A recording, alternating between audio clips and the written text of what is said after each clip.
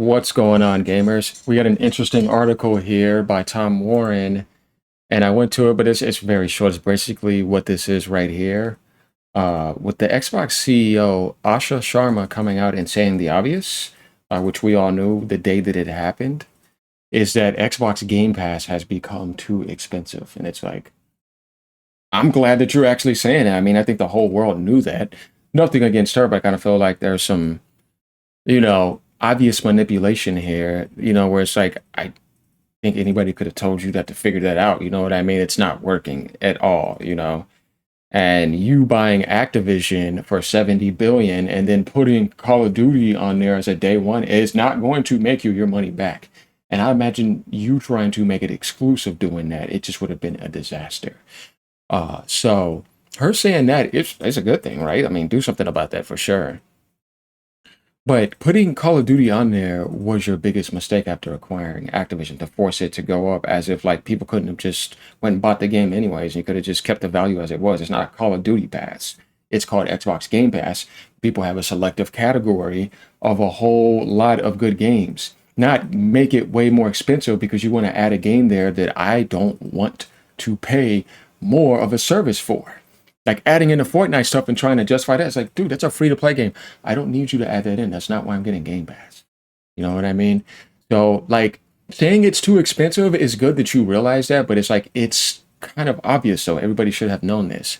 So, it says Microsoft's new Xbox chief in an internal memo. Asha Sharma wants a better value equation for Xbox gamers. All the details here, and like I said, if you go there's not really much there. It's the same stuff. But basically, she's saying that, and she thinks that it's too expensive, and that this is not the final model, and they want to find a way to pretty much adjust things around.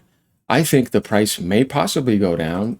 Let me just say this too. When it was at $20, that was kind of like a perfect peak. You should have tried a $2 increase and then a $3 increase, something like that. You don't jump $10 up on a service like that because you want to put a mainstream blockbuster game on there as if like that's the reason why people would sign up for Game Pass anyways. No, it kind of killed the idea of why people wanted to go to Game Pass outside of something like that. This is where you realize that the leadership did not know what they were doing. And anybody else that thought that that was a good idea, like, no, don't put that on there day one. Then you had the worst launch, pretty much Call of Duty of all time, like historically recently, and it did terrible. And you also tried to launch a sequel to the next game, pretty much following the next year. You made it in less than a year. It was like everything being done. I was like, no, what are you doing? Ben says if she removes paid multiplayer for good, she'll be the best Xbox CEO to date. Tim Dog says Gears will be exclusive. I don't think they should do that because they need that publishing power. I mean, I did like Xbox when Gears was exclusive during that time, you know what I mean? But I don't know. But I mean, here's the thing, like removing paid multiplayer is actually cool, but I think that when you buy Game Pass, it's kind of something like if you have that, it's going to be included in it. If you don't have it, it should be free on a console. On the Helix, you're not going to have to worry about that because it's a PC. The PC rules apply there. So at least I hope so, right? Unless you're like, oh, backwards compatibility because this is an Xbox thing, you may have to like pay for it. Who knows? I don't know. I hope they don't do that. That would be terrible. Abstract says, why remove Call of Duty Day One release? What are you talking about, dude? From Game Pass instead of the Fortnite perks and other stuff that nobody asked for. No, get both out. And find a way to just add better quality so that your service is so attractive. Like when Netflix was so attractive, man, they hit a couple hundred million. Why? Because you kept on adding quality services. You were basically having all you can eat buffet, but with quality consistently 24/7s from TV shows to anime to cartoons to everything. Definitely TV series. Oh man, they were so great. And it was all Netflix exclusives. So when I'm looking at Netflix, the difference between Netflix and Game Pass is that Game Pass is also on PC. You see what I mean? It's different when you're thinking about Netflix because that's just exclusive no matter where it's at. And it's all about the exclusive aspects of Netflix. Like their exclusives are destroying everything across the entire planet. Nobody can compete with the content of Netflix. They got new stuff coming out weekly, consistently, 24/7, exclusive documentaries, every single genre you could possibly think of, movie-wise and TV show-wise. It's like when you have it going like that, you have so much exclusive power and identity, and people feel like if I go to the movie theaters, just say if I went to the movie theaters 2 times this month with a couple people, how much money you think you're spending? How expensive is that food in there now? Getting tickets, drinks, all that. You know what I mean? Yeah, it's no competition when you ain't got to move, waste gas, gamble going outside with people out on the street, and realizing that nothing can compare to Netflix. But when you go to Game Pass, you can't say nothing can't compare to Game Pass. Like you have all the best content on there across the planet, and you're blowing away all PlayStation exclusives, games that are not on Game Pass, and Nintendo exclusives. You see what I mean? And stuff that's only on Steam. That's the difference between Netflix and Game Pass. So Microsoft made a huge mistake by thinking that they could somehow make their service more expensive than Netflix that was able to attract a couple 100 million people. And it's like, why would you do that? No, what you should do is have something that is exclusive, which Game Pass is an Xbox exclusive thing, and make it to where you have that price point balance and that quality consistently coming in. And you shouldn't have put in everything on there day one. The idea of putting everything on there day one was bad to begin with, because you already see it with this post over here. I don't know if you guys seen it, but if you've seen this post before this, it's saying Xbox increased the price of Game Pass Ultimate to $30 a month back in October because of Call of Duty being a part of the service, and they were thinking about removing Call of Duty from Game Pass this year, which gives you the idea that no, some things do not belong there day one. You need to change around your model and say select the first party games, but not every game first party. Hey, look, I'm just saying. I mean, even then, man, that's kind of late, right? Call of Duty, yeah, you should do that because that's different. But with other games, yeah, you may be in trouble because it's like, how are you going to get the quality of development fully if everybody always knows you're just going to throw it on a service and they can just easily hit the buy button? It makes you get so comfortable for getting this limited amount of money that they're just going to do that so you can keep putting it on the service rather than full capabilities if you were able to get it across all platforms and sell 10 million copies or something. You'd make way more and you expand out way more. But that's all being tanked when it's on a service. That's why a lot of people avoid service stuff. Like you never see them like Cyberpunk on there, right? Because like you look at these biggest titles in the world, they never go on on services. How is it that something like Call of Duty that was so massive, that was outselling a lot of things for a long time, right? Except certain other games that could come out and get in its face, but it was doing it yearly. You thought it would be smart to put that on a service day one. You never do that. That's a huge mistake. They probably thought when they did that too, that it would increase the subs and they would go up millions and millions. And it's like, I could have told you no. It's not like Netflix. Because Netflix has stuff like that, but it's dropping consistently weekly. It's hard to make a video games come out like that. You know what I mean? Like from your internal process. That's the difference what you need to understand.